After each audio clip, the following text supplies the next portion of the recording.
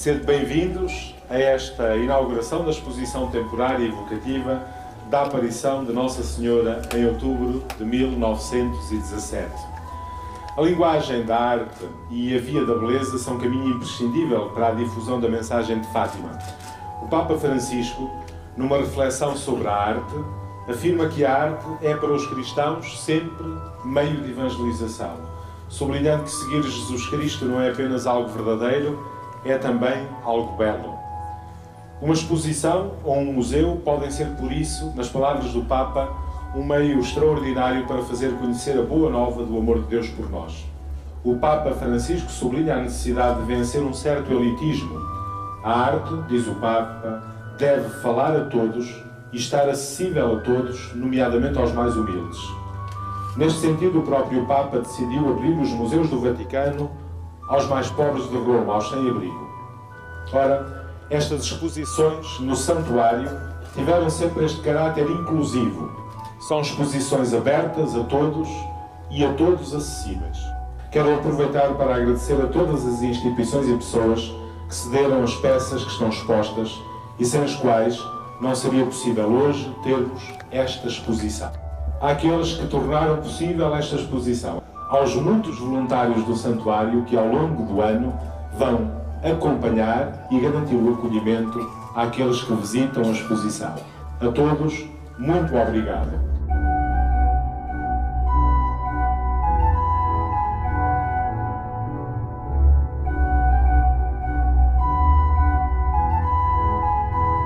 Esta exposição intitula-se As Cores do Sol e pretende fazer-nos chegar a um ponto de partida que há de ser o lugar a partir do qual, neste santuário, se começa a falar de peregrinos. Em 13 de outubro de 1917, essa aparição que está aqui a ser glosada, que está aqui a ser tratada, nesse dia estiveram na Cova da Iria mais de 70 mil pessoas, segundo dizem os jornais. Alguns deles dizem 130 e tal mil. Mas os que davam números mais baixos, 70 mil pessoas. E nesse dia estava a chover, chovia torrencialmente, copiosamente, segundo as fontes de informação. É por esse motivo que a exposição começa com um extenso bengaleiro de guarda-chuvas. Alguns deles, hão de reparar, são históricos, pertencem a essa primeira e segunda década do século passado, do século XX, e lembram-nos essa chuva torrencial que acolheu os que aqui se deslocavam, mas que depois, segundo aquilo que são os relatos da época, se transforma nesse sol multicolor que é aqui depois apresentado. Eis o motivo por que intitulámos esta exposição As Cores do Sol, a luz de Fátima no mundo contemporâneo.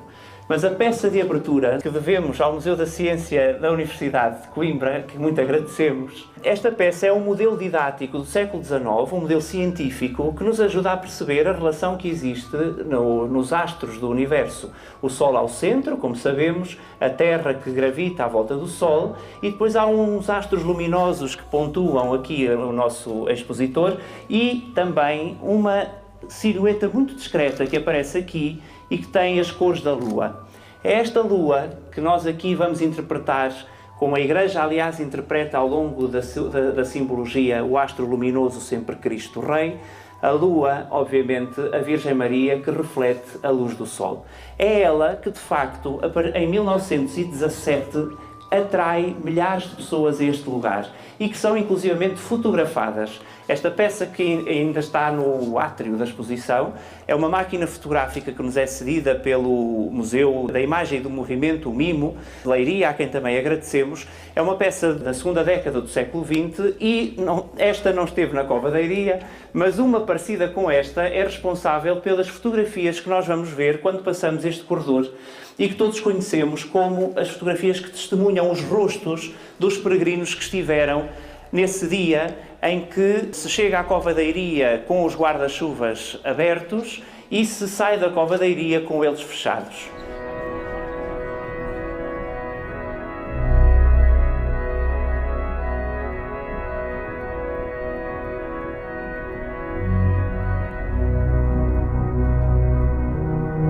Qual é a interrogação que estas pessoas trazem quando vêm a Fátima em 1917? Podemos fixá-la a partir desta belíssima peça que temos de um autor contemporâneo, o pintor Cruz Felipe, é uma peça que data de 1999, mas que vai buscar inspiração a uma famosa pintura de Caravaggio, o Descendimento da Cruz. E o que vemos aqui é que o autor vai escondendo algumas das partes da figuração para que nos apercebamos que há realmente um corpo morto, mas que provavelmente já não conseguiremos identificar, ou alguns já terão dificuldade em identificar. Para aqueles que vêm à Cova da Iria atraídos por uma mensagem que fala de Deus, que afinal Deus existe na história da humanidade, para essas pessoas coloca-se novamente o horizonte de que afinal o sol pode brilhar, que afinal o astro-rei continua a brilhar. Estas expressões que vemos aqui conseguimos escolhê-las dos depoimentos que nos chegam da época e que claramente nos dizem o que é que as pessoas disseram. Podemos dizer que, através da documentação, sabemos que estas expressões foram ditas em discurso direto. Vi o sol encarnado, verde e de muitas cores, andava ao redor. Vi cores muito bonitas, azul, amarelo, vi o sol encarnado. Olhe, olhe, creio, creio, creio.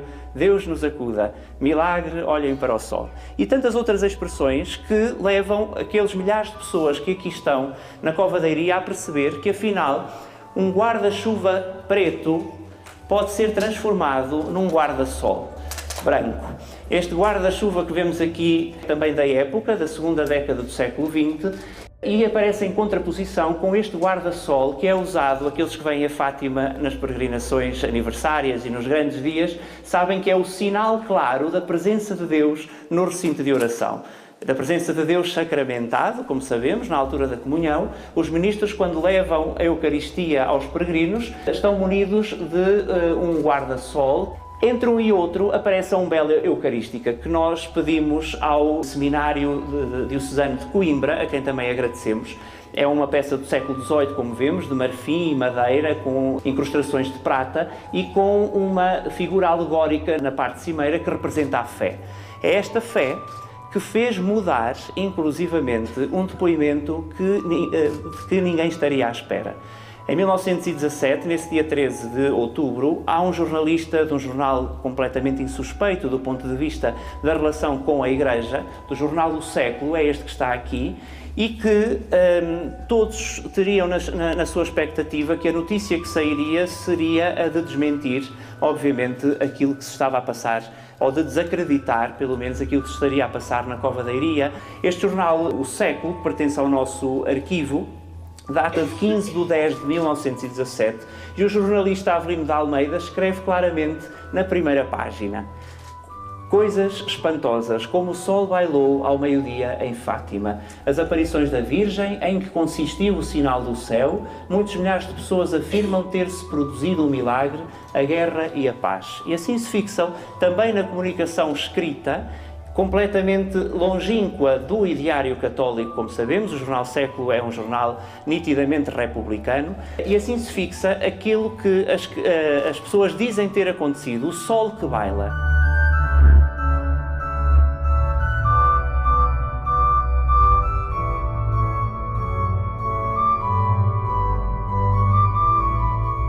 Sol que baila. É precisamente esse o título deste segundo núcleo que agora vamos observar. Neste núcleo encontramos esta peça, que é uma belíssima pintura do século XVI, provavelmente até com alguns traços do século anterior. Devemos-la à generosidade das servas de Nossa Senhora de Fátima, a quem também teremos de agradecer a cedência destas peças, esta e algumas outras, por 2 anos. Este descendimento da cruz apresenta-nos a figura da Virgem como aquela que recolhe o corpo morto de Cristo e que depois no lu irá apresentar.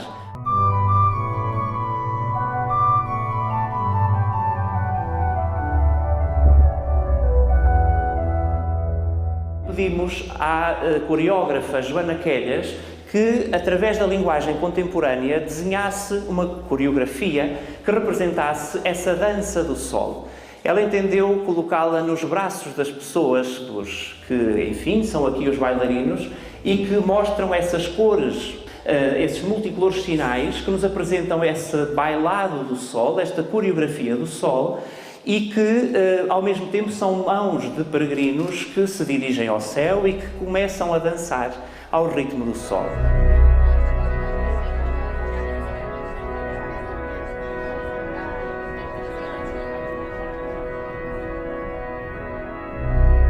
Mas Lúcia, nas suas memórias, diz que os pastorinhos assistiram a outros sinais. São esses que estão mais ou menos escondidos, mas que também podemos ver a partir de esculturas que fomos buscar à gramática da Idade Moderna, ao Barroco e ao Maneirismo. Esta Sagrada Família que nos chega da Diocese de Évora e que pertence à Igreja de Santo Antão, em Évora, a quem também agradecemos esta cedência, é aqui sinal da Sagrada Família que foi vista pelos pastorinhos. Também este Menino Jesus que nos chega do Museu de Arte Sacra e Etnologia, dos Missionários da Consolata, o Menino Jesus Salvador do Mundo que abençoa a multidão, segundo aquilo que é visto por Lúcia.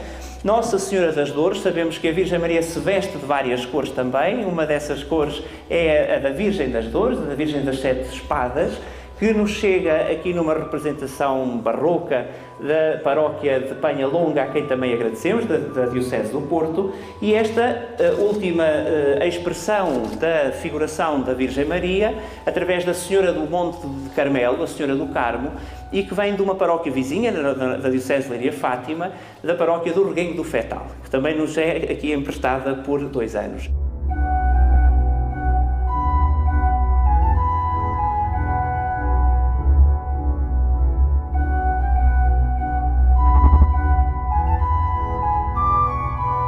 Este é o núcleo que nos ajuda depois a perceber que a Virgem Maria, então, pega no sudário e nos vai apresentar.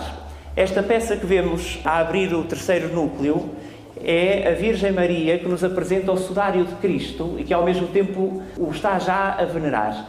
É uma pintura da Diocese de Beja, queremos de agradecer, sobretudo, à Igreja de Nossa Senhora ao pé da cruz, que nos cedeu esta mulher que, tradicionalmente na paróquia até é entendida como a Verónica, mas que verdadeiramente é a figuração da Virgem Maria que já apresenta o sudário de Cristo. E aquilo que aparece na pedagogia de Fátima é sobretudo isso. É essa mulher que nos vai revelando este Cristo através de uma pedagogia. Essa pedagogia é depois aqui apresentada através da lua que se enche do sol, dessa lua luminosa que se enche do sol e que nos vai apresentando a mensagem que normalmente intitulamos de Mensagem de Fátima.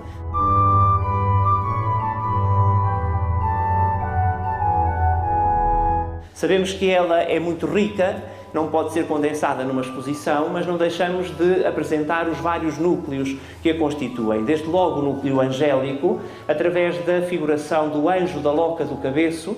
Este anjo foi-nos cedida pela Câmara de Vila Nova de Cerveira e agradeço esta cedência desta peça que todos conhecemos, Maria Amélia Carvalheira da Silva. É através da figura do anjo que nós temos acesso a esse núcleo central da mensagem de Fátima, que nos diz que afinal Deus está presente e há uma hierarquia entre Criador e criatura.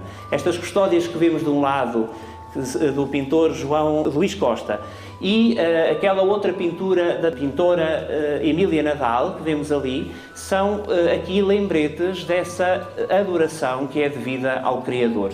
O mesmo acontece com a custódia que nos recebe neste lugar e que tem à sua volta uma coroa de espinhos, que é o sinal muito claro de que há uma similitude entre o coração da Virgem Maria e o coração de Cristo envolto nos espinhos.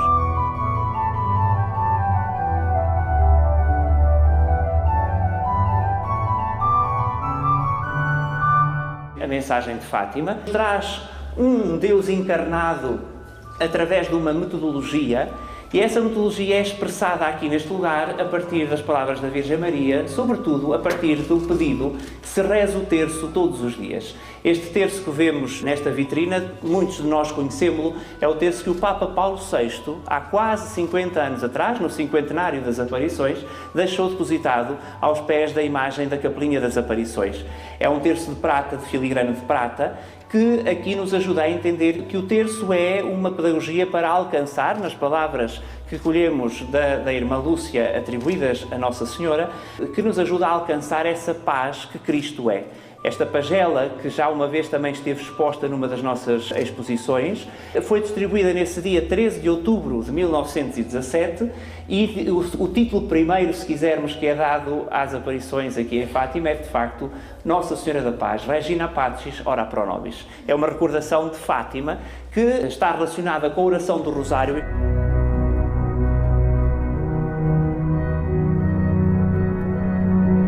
Estes quadros grandes que vemos pertencem ao espólio do Santuário de Fátima, são do pintor Serres Noaillat e são representativos de cada um dos mistérios do Rosário.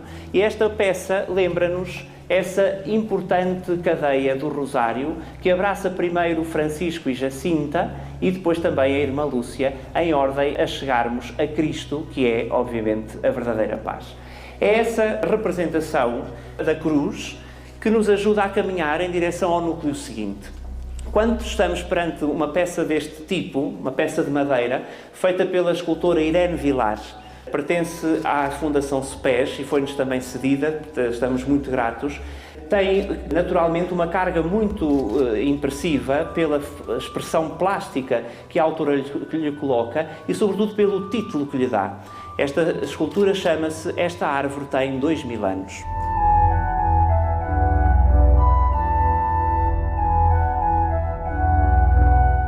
O próximo núcleo está, de facto, relacionado com a linguagem universal que apela à compreensão do mistério a partir de uma imagem clara que todos entendemos que é a imagem do coração.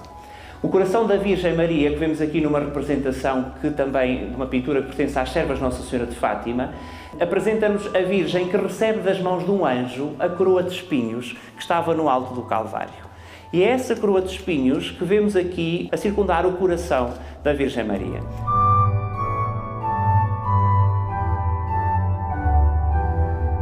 Trouxemos uma peça muito conhecida da artista Joana Vasconcelos, chamado Coração Vermelho, que podemos ver aqui num ambiente que quisemos que fosse de intimismo, para o podermos contemplar. Este é um coração que é inspirado, como sabemos, na ourivesaria portuguesa de Viana, o coração de Viana, mas que transfigura a materialidade de uns talheres de plástico que nós só nos apercebemos se chegarmos muito, muito ao pé. E através do gênio criador de uma artista de primeira água, conseguimos percepcionar aquela forma que é universalmente entendida como a linguagem do amor. Esta linguagem, para usar a expressão do Sr. D. António Marto, que com a devida vénia, obviamente, é a expressão da ternura do Deus misericordioso aqui em Fátima.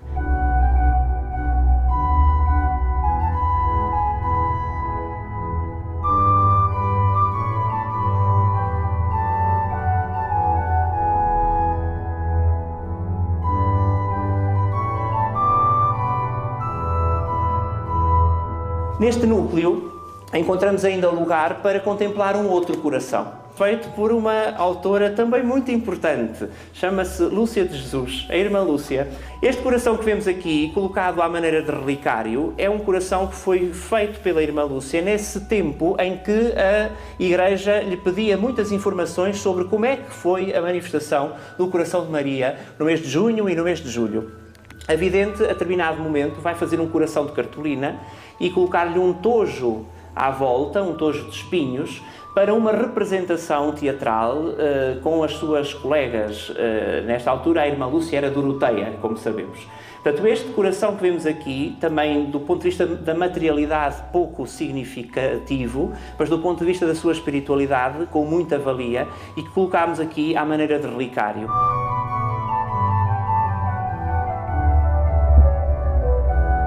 Esta peça que nos chega emprestada pelo movimento Oásis, de espiritualidade Oásis, é também uma maqueta de um Imaculado Coração de Maria, feito a partir de Fátima, pela escultora Irene Vilar, e que tem um coração inscrito no peito da Virgem Maria e depois aquela metodologia que a Virgem nos deixa aqui em Fátima, que é o rosário que se estende pela sua mão direita.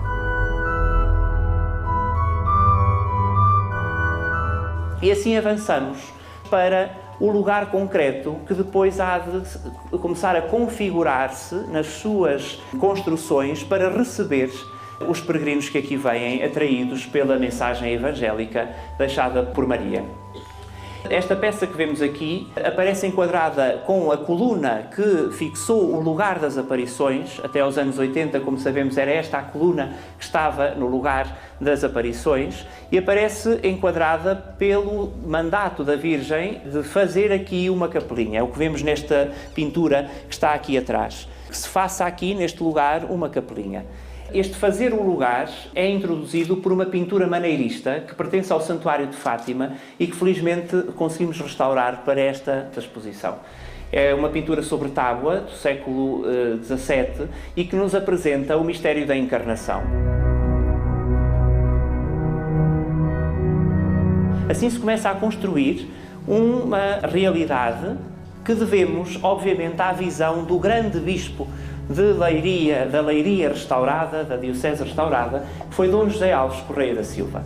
E aqui não me deixo de dizer que é o homem que vai vendo o santuário construir-se. Temos uma maqueta com os limites atuais do santuário, precisamente para demonstrar quão visionário, se quisermos, quão perito no olhar foi Dom José Alves Correia da Silva, quando, por exemplo, escreve esta carta ao Padre Manuel Nunes Formigão. Nós devemos também à generosidade das Irmãs Reparadoras Nossa Senhora de Fátima o empréstimo desta carta, em que, em 1921, o Sr. Bispo Dom José escreve que o que é importante termos lá é um bom espaço para que os peregrinos possam ouvir a pregação. De um lado e do outro, então, vemos desenhar, através de projetos, alguns ligados aos primeiros artistas da Cova da Iria. A Capelinha das Aparições e este azulejo que é, obviamente, de traça popular, mas também aos projetos de Gerardus van Krieken, que é um autor muito erudito, que traça vários projetos e que é depois o autor da Basílica Nossa Senhora do Rosário. Também um dos autores, o segundo autor desta Basílica, que é o arquiteto João Antunes, e depois o último plano para a Capelinha das Aparições, que é do arquiteto José Carlos Loureiro. De um lado e do outro vemos então desenhar-se, através de algumas obras que nunca estiveram expostas. Uma delas é este retábulo, que foi feito nos anos 50 para ser montado numa nova Capelinha das Aparições.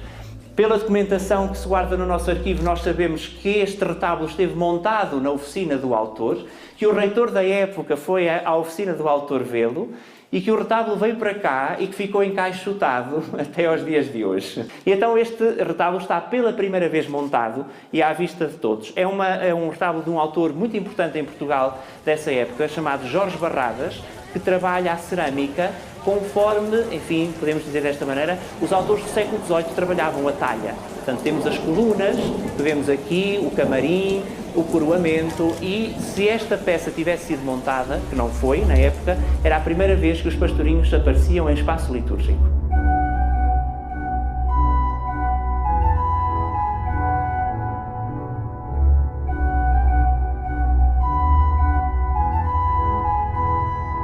Deste lado daqui temos várias peças ligadas à Basílica de Nossa Senhora do Rosário.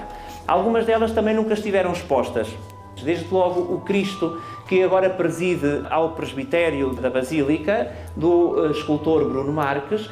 Esta é a maquete, é o cartão da grande pintura do retábulo mor, e estas são as insígnias da Basílica, que nunca estiveram expostas e que pela primeira vez damos a conhecer. Em primeiro lugar, porque não são objetos habituais. O pendão basilical, o tintinábulo e a virga, que são as três peças que consubstanciam o título de Basílica que foi dada a esta igreja. Esta banqueta que vemos aqui foi feita também para a Basílica de Nossa Senhora do Rosário. É uma peça de prata feita pela Orivesaria Aliança, e estes projetos, estes desenhos, estão também reabilitados das nossas pastas de arquivo e restaurados para poderem ser vistos aqui pelos visitantes. Avançamos assim para ver aquilo que o Dom José está a assistir, que é esta projeção do santuário que se vai construindo aos poucos, passando pelos vários lugares do santuário, desde logo pelos lugares que o santuário foi colocando à disposição dos peregrinos. desde logo as suas casas de retiros, que aqui estão figuradas através do serviço muito importante que o santuário faz relativamente aos doentes, o serviço de doentes, nesta maca, que ainda hoje está em uso. Este modelo é o modelo que nós usamos no Santuário de Fátima e que aparece contextualizada por esta representação, onde se vê a bênção dos doentes. Portanto, aqui estamos a falar mais da Casa de Retiros de Nossa Senhora das Dores e, do outro lado, a Casa de Retiros de Nossa Senhora do Carmo, que vemos aqui numa escultura de Gustavo Bastos, um importante escultor também dos finais do século XX, que nos deixa, por meados dos anos 80, esta peça que nos fala de Nossa Senhora do Carmo. Estamos já todos a ver a cruz que acolheu os peregrinos no recinto de oração ao longo de tantas décadas, do arquiteto Henrique Corsépios, e deste lado fazemos memória da Basílica da Santíssima Trindade. A começar por aquele convite dos anjos nesta peça que vemos aqui, trouxemos uma das folhas desta peça chamada Venite Adoremus Dominum. Se reentrarmos, podemos aperceber-nos da maqueta da Basílica da Santíssima Trindade, dos Mistérios do Rosário de Pedro Calapés, desta peça do Cisa Vieira do Lava Pés, que vemos na Galilé, e aqueles que tiverem a coragem de dar a volta poderão ver também umas maquetas relacionadas com o grande painel da Basílica de Marco Ivan Rupnik. Aqui um ensaio muito claro da figura da Virgem.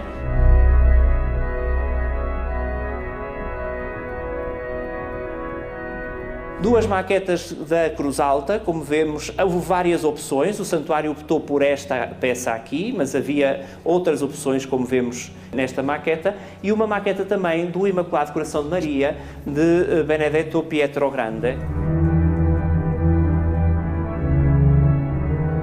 E assim avançamos também para a parte ligada aos projetos do recinto de oração. Este que vemos aqui é um projeto do segundo arquiteto do santuário, se quisermos chamar-lhe assim, de João Antunes, e este é um projeto, é muito pequenino, mas é muito importante, porque é graças a este autor, Cotinelli Telmo, neste desenho que nos é emprestado pelo Arquivo Histórico da Secretaria-Geral do Ministério da Economia, a quem obviamente agradecemos também esta cedência. É um projeto de um arquiteto chamado Cotinelli Telmo. É ele o responsável pelo traçado do grande recinto de oração, que hoje serve de lugar de reunião das grandes assembleias em Fátima. Paralelamente a estes projetos está a maqueta do Presbitério Novo, que foi inaugurado este ano.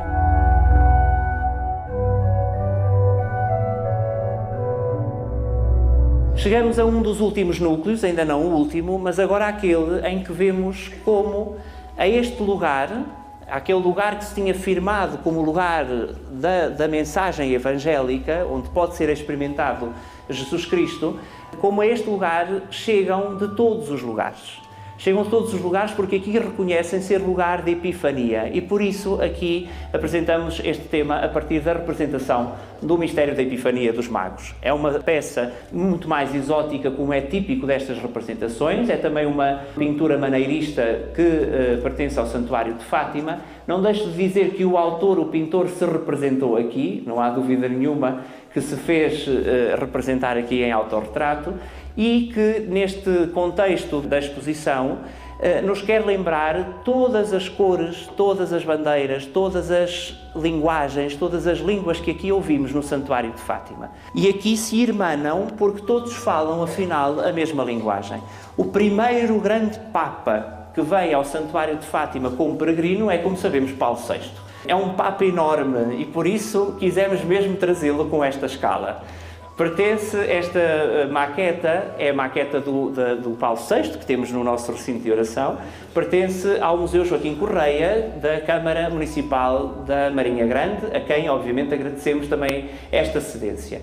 Este Papa é o primeiro que se faz peregrino e é por isso que trazemos este, mas não quisemos deixar de, desde Pio XII, que era o chamado grande Papa de Fátima, trazer os discursos que aqui foram ditos pelos Papas ao virem ou ao se pronunciarem sobre Fátima. E aqui, assim, mais ou menos escondido, está um mapa, um planisfério, que podia ter estado em qualquer escola do nosso país, mas que afinal sabemos, muito próximo da Irmã Lúcia. Era um mapa que a Irmã Lúcia tinha junto de si e onde assinalava os vários lugares de onde recebia correspondência. e podemos ver como a mensagem de Fátima se espalha a partir deste lugar que é visitado por todos, mas que também é um lugar de onde se irradia a mensagem para todo o mundo. E esta última ceia que vemos na parede final deste núcleo ajuda-nos a perceber que aquilo que aqui acontece no Santuário de Fátima é o mistério de todos poderem comungar à mesma mesa. Esta representação é uma peça de um autor, o Paulo Neves, muito importante do nosso país, que pertence ao Santuário de Fátima.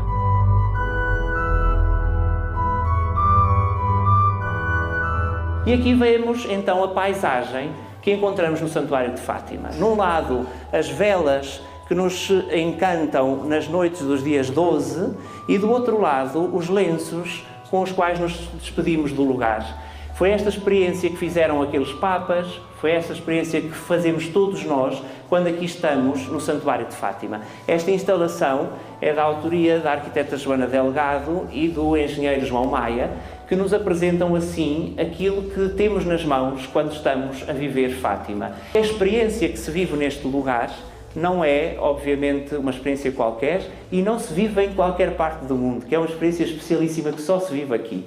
De tal modo que quando o Papa Bento XVI, no domingo seguinte, se dirige aos fiéis na Praça de São Pedro, diz claramente no Regina Coeli, em 23 de maio de 2010, o que viveu de facto aquela imensa multidão na esplanada do santuário, onde todos éramos realmente um só coração e uma só alma. Foi um renovado Pentecostes. No meio de nós estava Maria, a Mãe de Jesus. Este Pentecostes que encerra este núcleo é figura clara, antes da experiência do Papa Bento XVI, daquilo que o Papa Bento XVI experimenta aqui em Fátima. Estava Maria no meio dos fiéis e é o Pedro, o Papa, que aponta para o papel da Virgem Maria.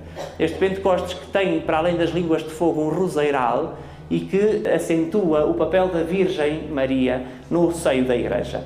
É uma peça também chamados primitivos portugueses, que pertence às servas de Nossa Senhora de Fátima.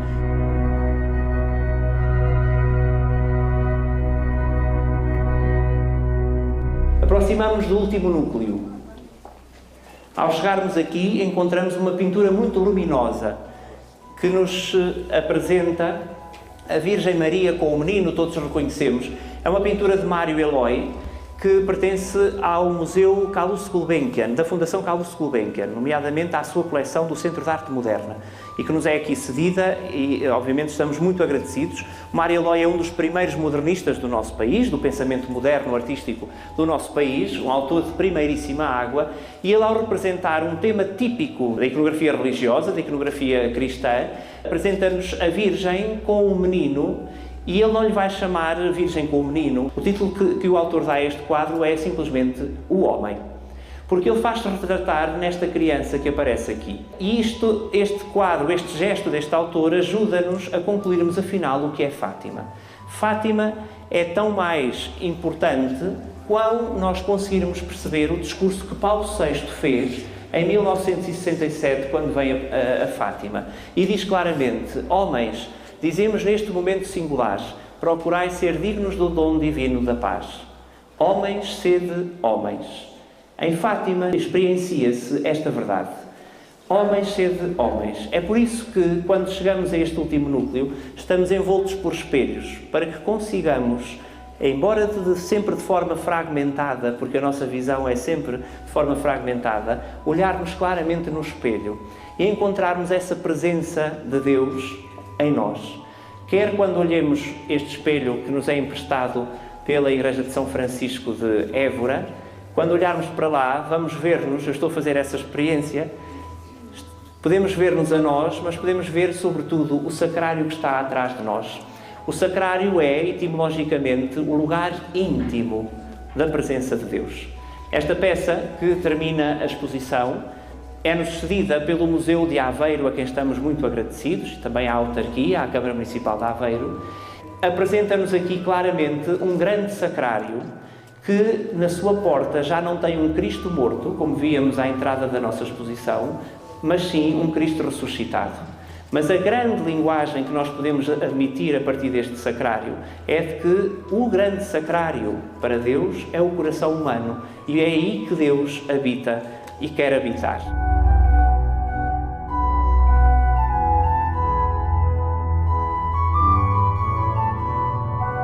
Esta linguagem é a que levamos desta exposição e, por isso, ao sairmos, somos convidados, metaforicamente, obviamente, a aceitar estes guarda-sóis que nos são dados por três figuras.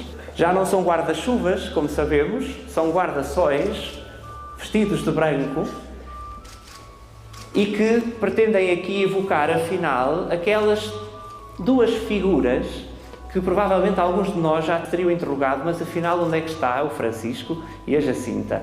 Estão aqui. São eles os dois os primeiros a perceber quão importante é ser o lugar íntimo de Deus e já podermos andar na rua com um sinal claro de que nós somos, afinal, esse sacrário que está no meio dos homens, no meio da humanidade, a poder ser arauto do Evangelho, sermos construtores da paz, sermos manifestação do mistério de Deus em nós e nos outros.